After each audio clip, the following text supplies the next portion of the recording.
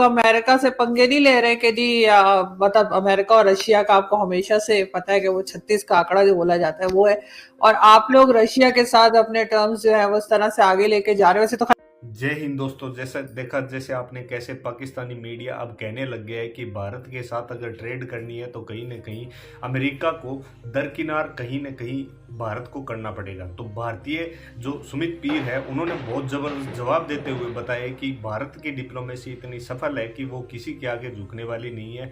तो दोस्तों देखिए डिबेट सुमित पीर और आरजू काजमी जी के चैनल से हम आपके लिए लेके आए हैं। बहुत जबरदस्त विश्लेषण किया है भारत की डिप्लोमेसी का, क्योंकि अभी ऑयल की वजह से पूरे विश्व में उथल पुथल मच रही है। किस देश को कौन सा देश सप्लाई कर रहा है ऑयल, और रशिया ने भारत को जो ऑफर दिया है, और चाइना को सऊदी अरब भी ऑयल सप्लाई करने वाला है। तो इसी प्रकार की चर्चा इस डिबेट में की गई है। तो दोस्तों देखिए डिबेट और कमेंट में अपनी प्रतिक्रिया जरूर दें।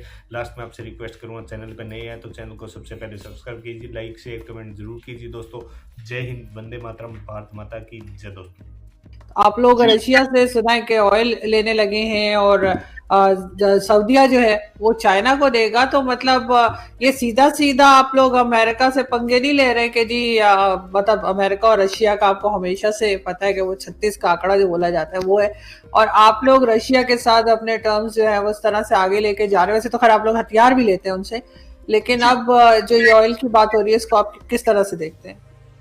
देखिए आरजू जी, ये ऑन अ सीरियस नोट आपने बड़ा अच्छा सवाल पूछा और इस पे काफी कंफ्यूजन है क्या।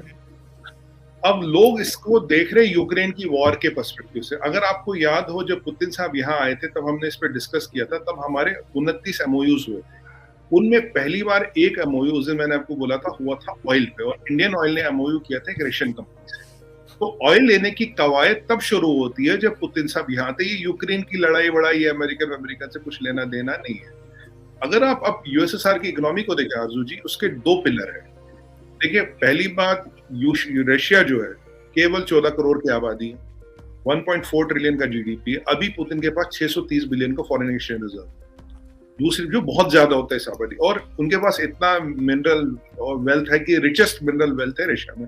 तेल, अपना तेल की एक प्रॉब्लम है रशिया की, जो एक्सट्रैक्शन करते हैं वो टेक्नोलॉजी काफी पुरानी, उन्हें कहते हैं वो जो रिफाइनरीज होते हैं उन्हें टी कैटल्स कहते हैं। बहुत पुराने स्टाइल की रिफाइनरीज है उनके, जैसे अमेरिकन का हेलिबर्टन का ले ले या अमेरिकन कंपनीज का ले ले, शेल का, वैसे उनका ऑयल एक्सप्लोरेशन का प्रोसेस नहीं है, क्योंकि वो उनका कोई प्राथमिकता नहीं रही है। अब इनकी जीडीपी चलती है हथियार बेच के और तेल बेच के। मैं हमेशा से अपने गवर्नमेंट पे यहाँ नेशनल टीवी पे काफी डिबेटों में कहता हूँ, यार आप पुतिन को आप हथियार और तेल की गारंटी, तो वो आपसे दोस्ती करता रहेगा।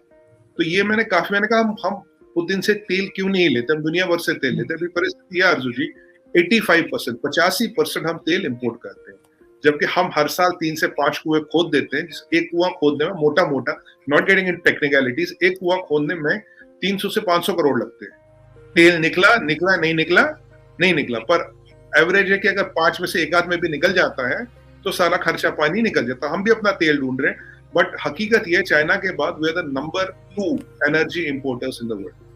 अगर आप इस इक्वेशन में करीब 1 साल पहले जाए, 1 साल पहले नंबर 1 सप्लायर था सऊदी अरब। ठीक है जी, धीरे धीरे इक्वेशन बदलती गई, आज नंबर 1 सप्लायर है USA is now oil surplus, oil export करता है। नंबर 2 नाइजीरिया है, नंबर 3, ये थोड़ा आगे पीछे चलते रहते हैं, नंबर 3 इराक है, नंबर 4 स्टेज पे आ गया है सऊदी अरब। अब जो यूएस के साथ हमारा ट्रेड सरप्लस है करीब 20 से 25 बिलियन डॉलर, उनका ये कहना होता है भाई आप हमसे कुछ और चीजें ले लो।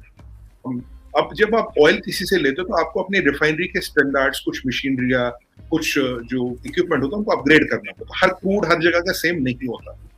तो अगर आप अमेरिकन क्रूड लेंगे तो कुछ और चेंजेस करने पड़ेंगे, क्योंकि जो मिडिल ईस्ट से क्रूड आता रहा वो सालों से आता रहा, तो उसका हर एक के पास सिस्टम है। पीछे रिलायंस ने अपग्रेड की थी अपनी रिफाइनरी फॉर अमेरिकन, तो काफी लोगों ने कर ली। अब जब इंडियन ऑयल, आप जानते हैं Indian oil is government run PSU, public sector understanding, जब वो करती है तो अब पीछे जो टाइम था वो लगा भाई ये सब हिसाब किताब बिठाने का, जो चेंजेस मशीनरी में करने के।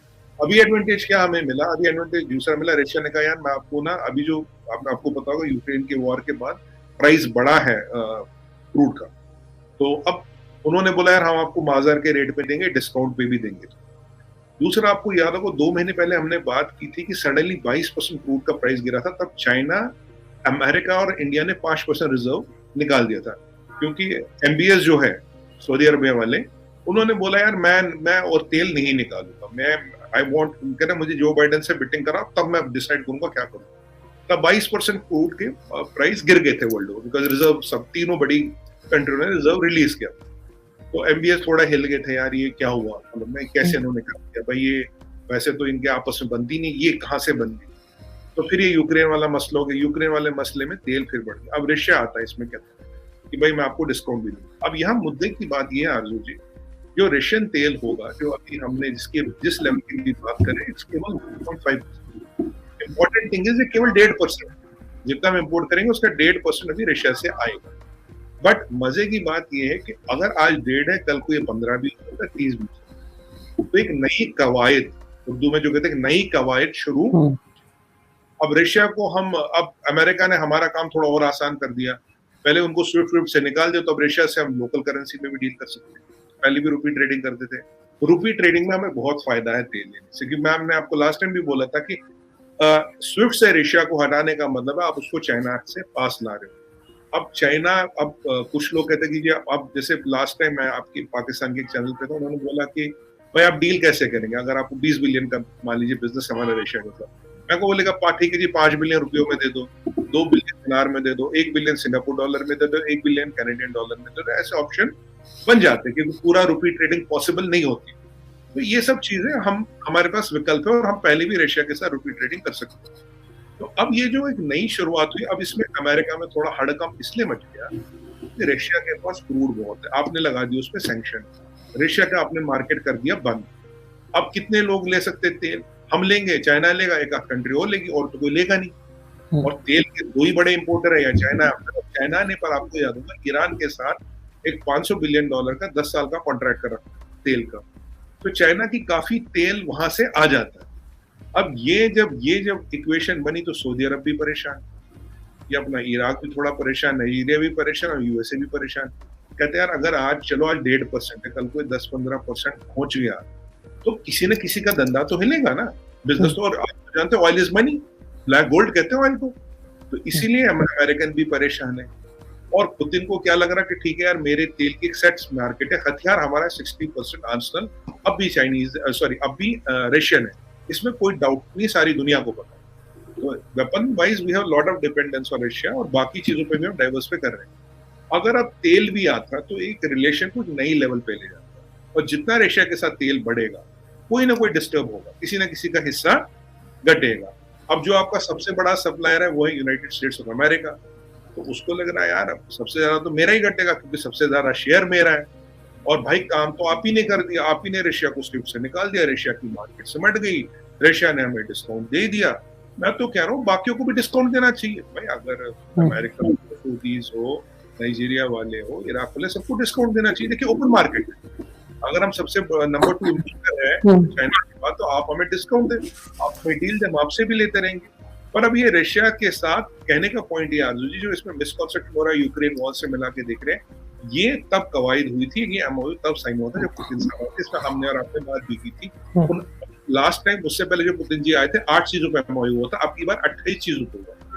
और अभी तो उनको काफी MiG-29 का ऑर्डर है, सुखोई का ऑर्डर है, अपग्रेड का ऑर्डर है, एक अटैक हेलीकॉप्टर का 1.5 बिलियन का नहीं दिया था, तो शायद अमेरिकन को देंगे। तो वो ऐसी चीजें चल रही है। तो ये एक नई शुरुआत, एक नई बिगनिंग है। इसमें एक हमेशा प्रॉब्लम होती थी रशिया से तेल लाना और उसका इंश्योरेंस। आपकी रशिया ने बोला हम आपके बॉम्बे तक या जो भी आप वोट बोलोगे वहां तक तेल ला के देंगे, रशिया ट्रांसपोर्ट करके देगा, और इंश्योरेंस भी रशिया दे विल हैंडल।